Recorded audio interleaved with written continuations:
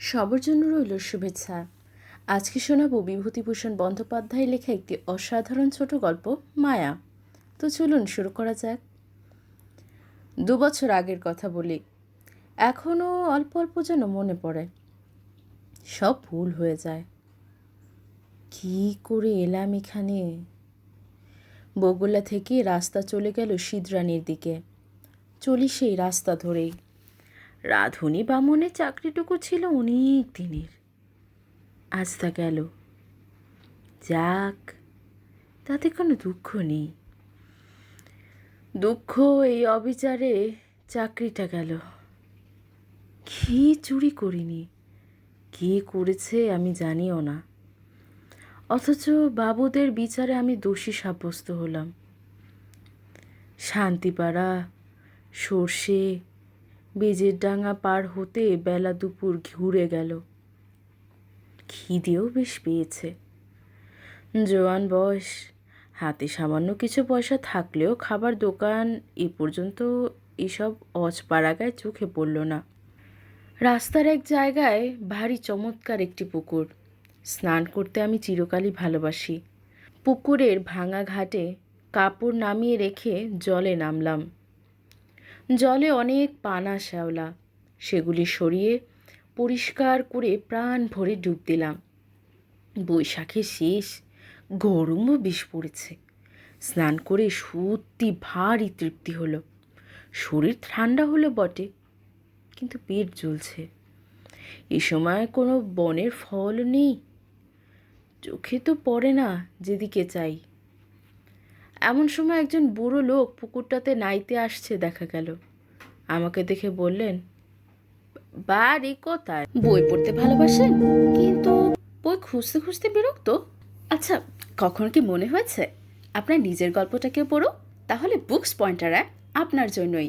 এটি এমন একটি প্ল্যাটফর্ম যেখানে হাজার হাজার বই এক জায়গায় আপনার হাতের মুঠোয়। আপনার পছন্দের লেখকের উপন্যাস, গল্প বা শিক্ষামূলক কন্টেন্ট সব কিছু সহজেই খুঁজে নিন। আর শুধু পড়াই নয়, আপনি নিজেও লিখতে পারবেন, নিজের লেখা শেয়ার করতে পারবেন, আর তৈরি করতে পারবেন নিজের রিডার কমিউনিটি, তাও একদম ফ্রিতে। অনলাইন প্ল্যাটফর্ম হওয়ায় প্রতিদিনই যোগ হচ্ছে নতুন নতুন বই। ভাবুন তো, আপনার লেখা হাজার মানুষের সামনে। তাই আর দেরি না করে আজই ডাউনলোড করুন বুকস পয়েন্টার অ্যাপ আর শুরু করুন আপনার নিজের গল্পের যাত্রা। আমি বললাম, আমি গরিব ব্রাহ্মণ, চাকরি খুঁজে বেড়াচ্ছি। আপাতত বড় খিদে পেয়েছে, খাবো কোথায়? তিনি কি সন্ধান দিতে পারেন? বুড়ো লোকটি বললে, রোসো, নিয়ে নি, সব ঠিক করে দিচ্ছি। স্নান সেরে উঠে লোকটি আমাকে সঙ্গে নিয়ে গ্রামের মধ্যে ঢুকে জঙ্গলে ঘেরা একটি পুরনো বাড়িতে ঢুকলো। বলে, আমার নাম নিবারণ চক্রবর্তী, এবারে আমার, কিন্তু এখানে আমি থাকি নে। কলকাতায় আমার ছেলেরা ব্যবসা করে, শ্যামবাজারে ওদের বাসা। এত বড় বাড়ি পড়ে আছে, আর সেখানে মাত্র 3খানা ঘরে আমরা থাকি। কি কষ্ট বলো দেখি। আমি মাসে মাসে একবার আসি, বাড়ি দেখাশুনো করি। ছেলেরা ম্যালেরিয়ার ভয়ে আসতে চায় না। মস্ত বড় বাগান আছে বাড়ির পিছনে, তাতে সব রকমের ফলের গাছ আছে। 12 ভূতে খায়। তুমি এখানে থাকবে? বললাম, থাকতে পারি। কি কাজ করবে? রাঁধুনির কাজ। যে কদিন এখানে আসি সে কদিন এখানে রাঁধো, দুজনে খাই। খুব ভালো। আমি রাজি হয়ে যেতে লোকটা যেন হঠাৎ ভারী খুশি হলো। আমার খাওয়ার ব্যবস্থা করে দিলে তখনই। খাওয়া দাওয়ার পরে আমাকে একটা পুরনো মাদুর আর একটা মোটা তাকিয়া বালিশ দিয়ে বললে, বিশ্রাম করো। পথ হেঁটে ক্লান্ত হয়ে পড়েছিলাম। ঘুমিয়ে যখন উঠলাম বেলা তখন আর নেই। রাঙা রোদ, বড় বড় গাছপালার উঁচু ডালে। এরই মধ্যে বাড়ির পেছনের জঙ্গলে শিয়ালের ডাক শুরু হলো। আমি বাইরে গিয়ে এদিক ওদিক খানিকটা ঘুরে বেড়ালাম। যেদিকে চাই সেদিকেই পুরনো আম কাঁঠালের বন আর জঙ্গল। কোনো লোকের বাড়ি নজরে পড়ল না। জঙ্গলের মধ্যে এক স্থানে কেবল একটা ভাঙা দেউল দেখতে পেলাম। তার মধ্যে উঁকি মেরে দেখি পুরো নিবারণ চক্রবর্তী বসে তামাক খাচ্ছে। আমায় বললে, চা করতে জানো? একটু চা করো, চিড়ে ভাজো, তেল নুন মেখে কাঁচা লঙ্কা দিয়ে খাওয়া যাবে। সন্ধ্যার পর বললে, ভাত চড়িয়ে দাও, সরু আতপ আছে, গাওয়া ঘি আছে, আলু ভাতে ব্যাস। জি আজ্ঞে। তোমার জন্য ঝিঙের একটা তরকারি করে নিও, ঝিঙে আছে রান্নাঘরের পিছনে। আলু হাতে নিয়ে তুলে আনো এবেলা। আর একটা কথা, রান্নাঘরে সর্বদা আলো জ্বেলে রাখবে। তা তো রাখতেই হবে, অন্ধকারে কি রান্না করা যায়? হ্যাঁ, তাই বলছি। মস্ত বড় বাড়ি, ওপরে নিচে বোধহয় 14-15খানা ঘর, এছাড়া টানা বারান্দা। 2-4খানা ছাড়া অন্য সব ঘরে তালা দেওয়া। রান্নাঘরের সামনে মস্ত বড় লম্বা রোয়াক, রোয়াকের ও মুড়োয় 4-5টা নারকেল গাছ আর একটা বাতাবি লেবুর গাছ। ঝিঙে তুলতে হলে এই লম্বা রোয়াকের ও মুড়োয় গিয়ে আমায় উঠোনে নামতে হবে, তারপর ঘুরে রান্নাঘরের পেছন দিকে যেতে হবে। তখনও সম্পূর্ণ অন্ধকার হয়নি। আলোর দরকার নেই ভেবে আমি এখন শুধু হাতে ঝিঙে তুলতে গেলাম। বাবা, কি আগাছার জঙ্গল রান্নাঘরের পিছনে! বুনো ঝিঙে গাছ, যাকে এঁটো গাছ বলে, অর্থাৎ এমনি বীজ পড়ে যে গাছ হয় তাই। অনেক ঝিঙে ফলেছে দেখে বেছে বেছে কচি ঝিঙে তুলতে লাগলাম। হঠাৎ আমার চোখে পড়ল একটি বউ মতো কে মেয়ে ছেলে আমার সামনাসামনি 10 হাত দূরে ঝোপের মধ্যে নিচু হয়ে আধ ঘোমটা দিয়ে আমারই মতো ঝিঙে তুলছে। দুবার আমি চেয়ে চেয়ে দেখলাম, তারপর পেছনে ফিরে 7-8টা কচি ঝিঙে তুলে আসবার সময় আর একবার চেয়ে দেখলাম, দেখি বউটি তখনও ঝিঙে তুলছে। নিবারণ চক্রবর্তী বললে, ঝিঙে পেলে? আগে হ্যাঁ, অনেক ঝিঙে হয়ে আছে। আর একজন কে তুলছিল। নিবারণ বিস্ময় সুরে বললে, কোথায়? ওই রান্নাঘরের পেছনে, বেশি জঙ্গলের দিকে। পুরুষ মানুষ? না, একটি বউ। নিবারণ চক্রবর্তীর মুখ কেমন হয়ে গেল। বললে, কোথায় বউ?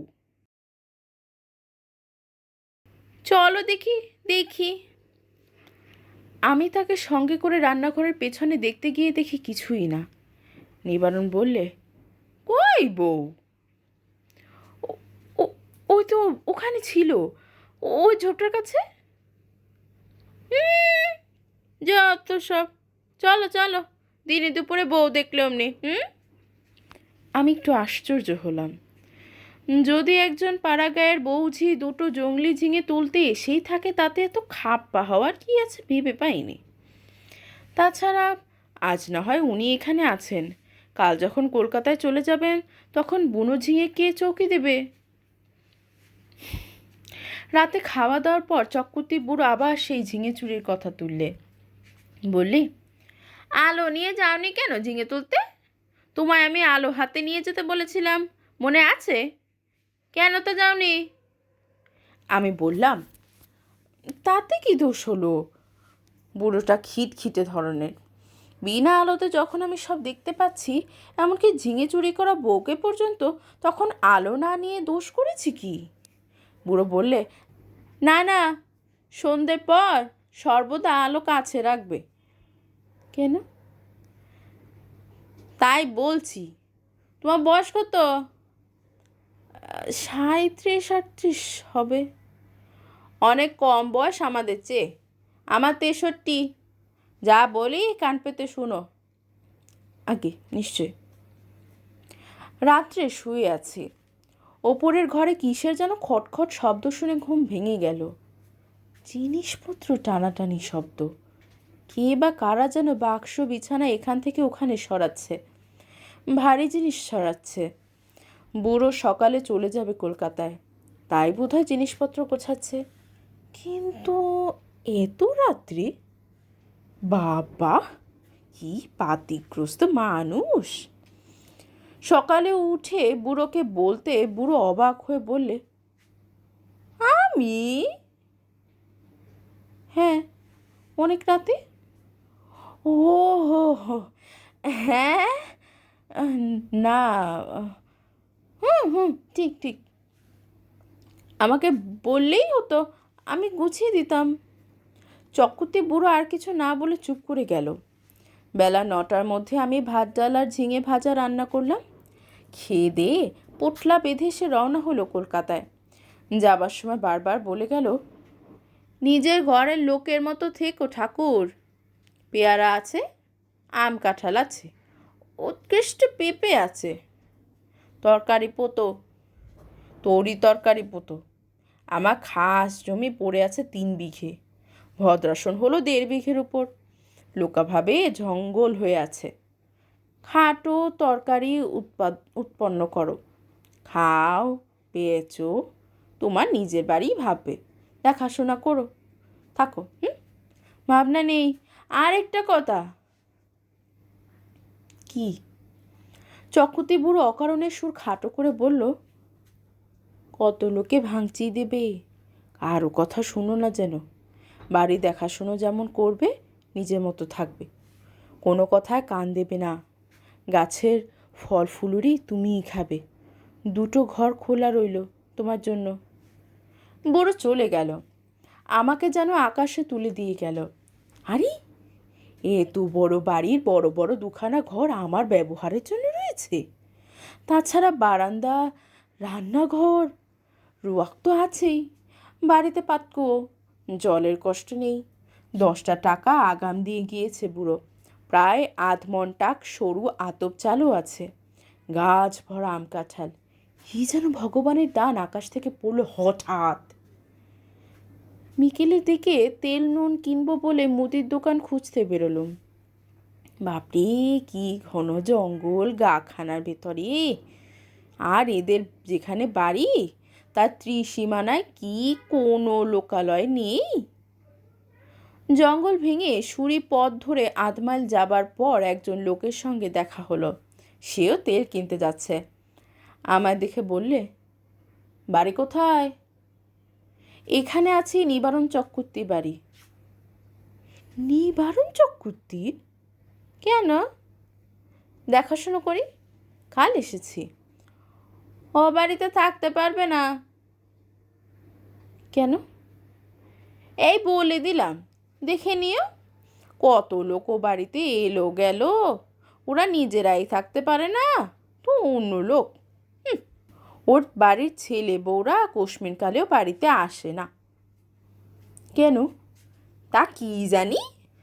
ও বড় ভয়ানক বাড়ি, তুমি বিদেশি লোক, খুব সাবধান। আর কিছু না বলে লোকটা চলে গেল। আমি দোকান খুঁজে জিনিস কিনে বাড়ি ফিরলাম। তখন বিকাল গড়িয়ে গিয়ে সন্ধ্যা নামছে। দূর থেকে জঙ্গলের মধ্যকার পুরনো উঁচু দোতলা বাড়িখানা দেখে আমার বুকের ভেতরটা ছ্যাত করে উঠল। সত্যি, বাড়িখানার চেহারা কীরকম যেন। ও যেন একটা জীবন্ত জীব, আমার মতো ক্ষুদ্র লোককে যেন গিলে ফেলবার জন্য হাত বাড়িয়ে এগিয়ে আসছে। ও অমন তোর চেহারা কেন? কিছু না, লোকটা আমার মন খারাপ করবার জন্য দায়ী। আমি যখন তেল নুন কিনতে যাই তখন আমার মনে দিব্যি ফুর্তি ছিল। হঠাৎ এমন হবার কারণ হচ্ছে ওই লোকটার ভয় দেখানো কথাবার্তা। গায়ে পড়ে অত হিত করবার দরকার কী ছিল বাপু তোমার? চক্রবর্তী বুড়ো তো বলেই দিয়েছে, কত লোক কত কথা বলবে, কারো কথায় কান দিও না। কিছু না, গাছপালার ফল ফুলেরই গায়ের লোক চুরি করে খায় কি না? বাড়িতে একজন পাহারাদার বসলে লুটপাট করে খাওয়ার ব্যাঘাত হয়, সেজন্যই ভয় দেখানো।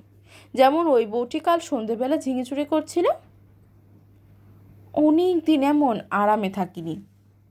বিনা খাটুনিতে পয়সা রোজগারের এমন সুযোগ জীবনে কখনো ঘটেইনি। নিজের জন্য 2টো রান্না, মিটে গেল কাজ। সকাল সকাল রান্না সেরে নিয়ে নিচের বড় রোয়াকে বসে আপন মনে গান গাতে লাগলাম। এত বড় বাড়ির আমি মালিক, কারুর কিছু বলার নেই আমাকে, যা খুশি করব। হঠাৎ ভয়ানক আশ্চর্য হয়ে গেলাম। দুতলা নালের মুখ দিয়ে পড়তে লাগলো জল, যেমন ওপরের বারান্দাতে কেউ হাত পা ধুলে পড়ে।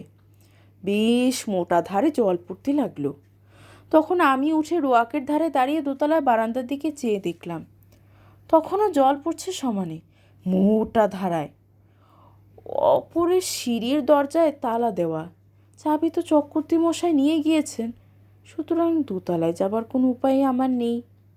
এই জল কোথা থেকে পড়ছে? মিনিট 10 পড়ার পর জলের ধারা বন্ধ হয়ে গেল। আমার মনে হলো চক্রবর্তী মশাই বোধহয় কোনো কলসি বা ঘড়ায় জল রেখে গিয়েছিল ওপরে বারান্দাতে। সেই কলসি কীভাবে উল্টে পড়ে গিয়ে থাকবে? নিশ্চয়ই তাই, তাছাড়া জল আসবে কোথা থেকে? একটু পরে গিয়ে শুয়ে পড়লাম। আলো নিভিয়ে শুয়ে পড়বার সঙ্গে সঙ্গে আমার চোখে ঘুম জড়িয়ে এলো। অনেক রাত্রে একবার ঘুম ভেঙে গেল। জানলা দিয়ে সুন্দর জ্যোৎস্না এসে পড়েছে বিছানায়। কি একটা ফুলের গন্ধও আসছে, বেশ সুবাস ফুলের। কি ফুল? ঘুমের ঘোরে ভাবছি, কোনো সুগন্ধওয়ালা ফুল তো বাড়ির কাছাকাছি দেখিনি। তড়াক করে লাফিয়ে উঠলাম। ও ও কি? জানলার সামনে দিয়ে একটা বউ চলে গেল রোয়াকবে। হ্যাঁ, স্পষ্ট দেখেছি। ভুল হবার নয়।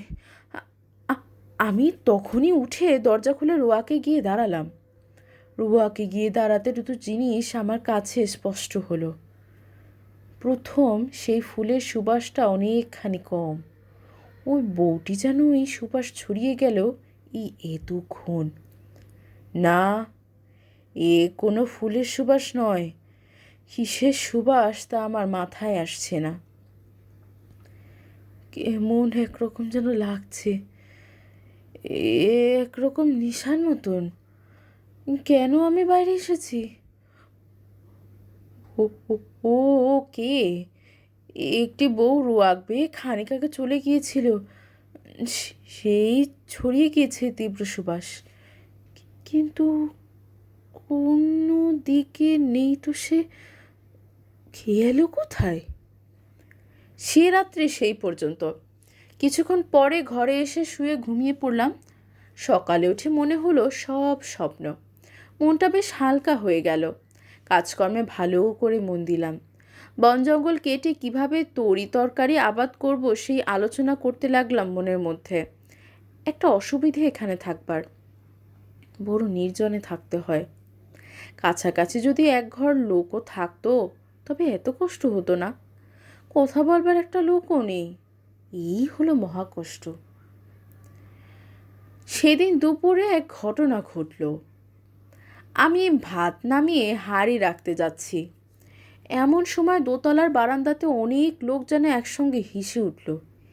সে কি ভীষণ অট্ট হাসি! আমার গা যেন দুল দিয়ে উঠল সে হাসি শুনে। খিলখিল করে হাসি নয়, খল খল করে হাসি। আকাশ বাতাস থমথমিয়ে উঠল সে হাসির শব্দে। ভাত ফেলে রেখে দৌড়ে গেলাম। বই পড়তে ভালোবাসেন, কিন্তু বই খুঁজতে খুঁজতে বিরক্ত? আচ্ছা, কখন কি মনে হয়েছে আপনার নিজের গল্পটাকে পড়ো? তাহলে বুকস পয়েন্টার অ্যাপ আপনার জন্যই। এটি এমন একটি প্ল্যাটফর্ম যেখানে হাজার হাজার বই এক জায়গায় আপনার হাতের মুঠোয়। আপনার পছন্দের লেখকের উপন্যাস, গল্প বা শিক্ষামূলক কন্টেন্ট সব কিছু সহজেই খুঁজে নিন।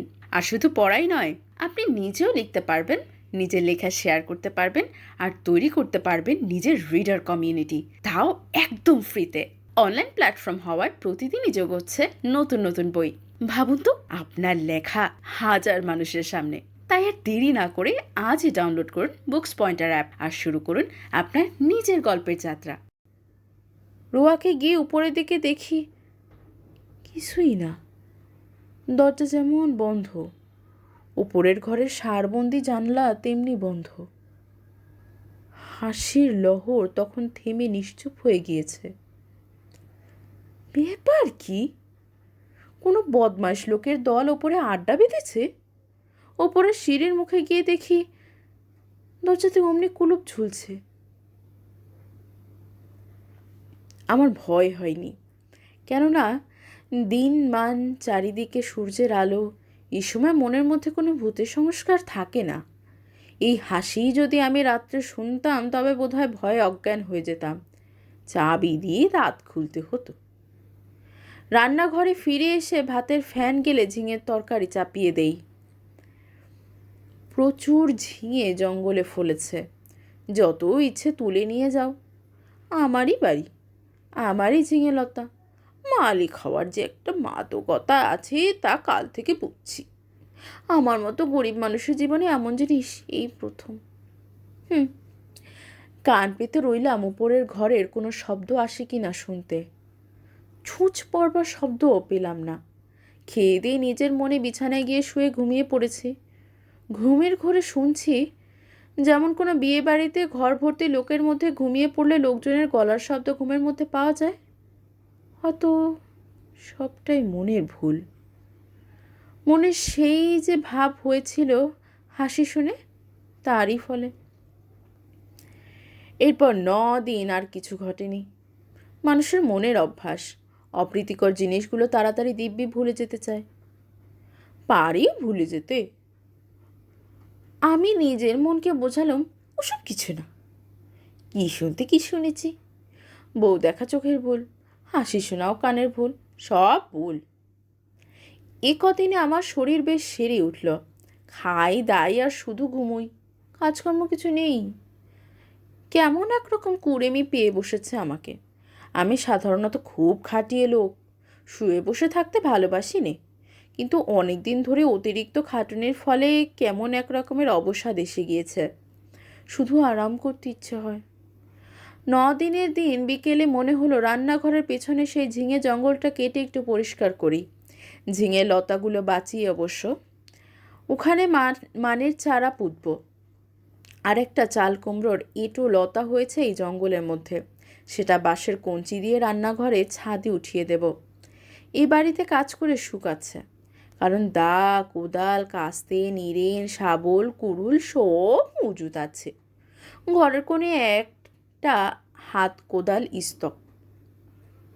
অল্পক্ষণ মাত্র কাজ করেছি, 8 ঘন্টাও হবে না। হঠাৎ দেখি সেই বউটি ঝিঙে তুলতে এসেছে। নিচু হয়ে ঝোপের মধ্যে ঝিঙে তুলছে। সঙ্গে সঙ্গে দোতলার ঘরগুলোর মধ্যে এক মহা কলরব উপস্থিত হলো। অনেকগুলো লোক, আন্দাজ জন 50 একসঙ্গে যেন হৈ হৈ করে উঠল। সব দরজা জানলা যেন একটা ঝাপটা লেগে একসঙ্গে খুলে গেল। ওপর দিকে চেয়ে দেখলাম সামনের রোয়াকে এসে দাঁড়ালাম। কই, জানলা দরজার কপাটও খোলেনি দোতলার, যেমন তেমনি আছে। ব্যাপার কি, বাড়িটায় মির্গি রোগ আছে নাকি? মাঝে মাঝে একটা বিকট চিৎকার উঠে কেন? এসব তো ভুল হবার কোনো কথা নয়। সম্পূর্ণ সুস্থ মনে কাজ করতে করতে এই চিৎকার আমি শুনেছি একমাত্র। এখন আবার চারদিক নিস্তব্ধ, কোনো দিকে কোনো শব্দ নেই। সেই বউটি আবার ঝিঙে তুলতে এসেছে এই গোলমালের মধ্যে। দৌড়ে গেলাম রান্নাঘরের পিছনে, সেখানেও কেউ নেই। সেই দিন রাত্রে এক ঘটনা ঘটল, ভারী মজার ব্যাপার বটে। খেয়ে দিয়ে সবে শুয়েছি, সামান্য তন্দ্রা এসেছে। এমন সময় কিসের শব্দে তন্দ্রা ছুটে গেল। চেয়ে দেখে আমার বিছানার চারিপাশে অনেক লোক জড়ো হয়েছে। তাদের সবারই মাথায় লাল পাগড়ি, হাতে ছোট ছোট লাঠি, কিন্তু আশ্চর্যের বিষয় সকলেরই মুখ দেখতে একরকম। একই লোক যেন 50টি হয়েছে, এরকম মনে হয় প্রথমটা। বহু আরশিতে যেন একটা মুখই দেখছি। কে যেন বলে উঠল, আমাদের মধ্যে আজ কে যেন এসেছে। একজন তার উত্তর দিল, এখানে একজন পৃথিবীর লোকের বাড়ি আছে অনেক দিন থেকে। আমি দেখিনি বাড়িটা, তবে শুনেছি। যারা দেখতে জানে তারা বলে সেই বাড়ির মধ্যে একটা লোক রয়েছে। সব মিথ্যে। কোথায় বাড়ি?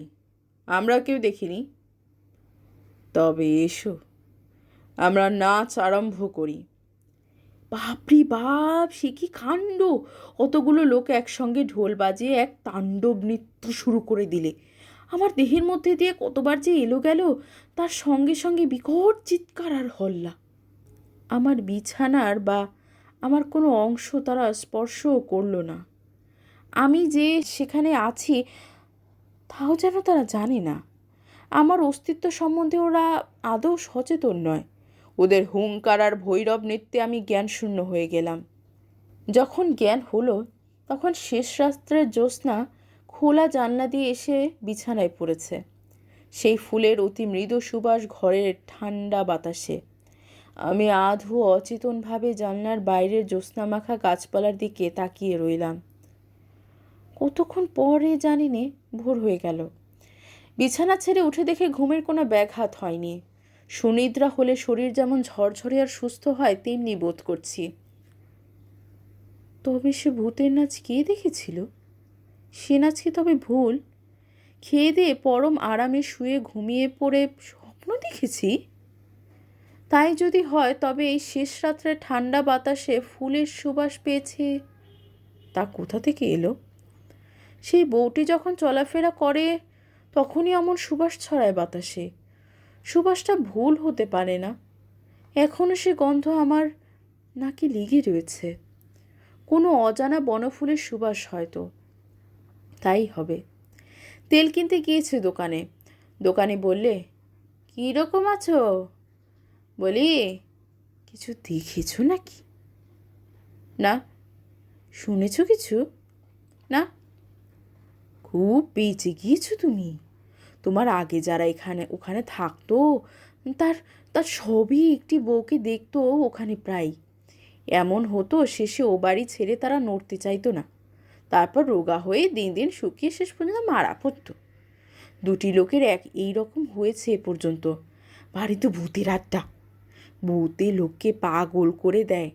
তাদের কাণ্ডজ্ঞান থাকে না। না খেয়ে না দিয়ে ওখানে পড়ে থাকে, ছেড়ে যেতে চায় না। তুমি দেখছি ভূতের মন্তর জান। আমরা তো ও বাড়ি ত্রিসীমানায় যাইনি। মাথা খারাপ করে দেয় সাধারণ মানুষের। তেল নিয়ে চলে এলাম। ভাবতে ভাবতে এলাম, মাথা খারাপ হওয়ার সূত্রপাত আমারও হলো নাকি? বাড়ির ত্রিসীমানায় পা না দিতেই আমারও মনে হলো, না, সব ভুল। পরম সুখী আছি। এ ছেড়ে কোথায় যাব? বেশ আছি, খাসা আছি, তোফা আছি।